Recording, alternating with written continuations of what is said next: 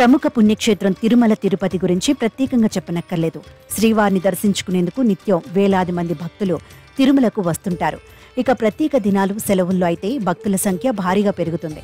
ఈ క్రమంలోనే భక్తుల సౌకర్యార్థం తిరుమల తిరుపతి దేవస్థానం బోర్డు తరచూ కీలక నిర్ణయాలు తీసుకుంటుంది. రద్దీకి అనుగుణంగా దర్శన వేళలు, ఇతర విషయాల్లో మార్పులు చేస్తుంది.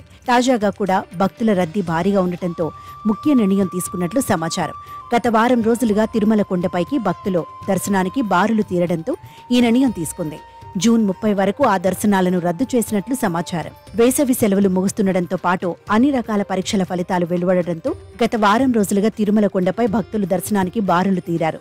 ప్రస్తుతం వేసవికాలం, సమ్మర్ హాలిడేస్ కావడంతో తిరుమల తిరుపతి దేవస్థానంలో భక్తుల రద్దీ పెరిగిపోయింది. అదేవిధంగా వివిధ రకాల పరీక్షలకు సంబంధించిన ఫలితాలు వెలువడడంతో గత వారం రోజులుగా తిరుమల కొండపై భక్తులు దర్శనానికి బారులు తీరారు. దీంతో ఆ శ్రీవారిని దర్శించుకునేందుకు ఏకంగా కొండపై గంటల సమయం పడుతుంది.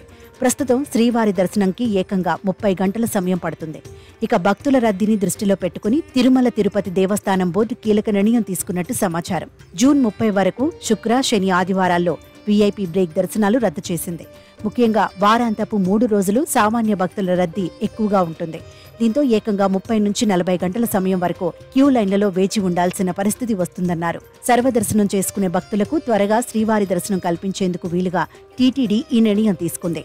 ఈ క్రమంలోనే వచ్చే నెల 30వ తేదీ వరకు శుక్ర, శని, ఆదివారాలలో వీఐపీ బ్రేక్ దర్శనం రద్దు చేసినట్లు తెలిపింది.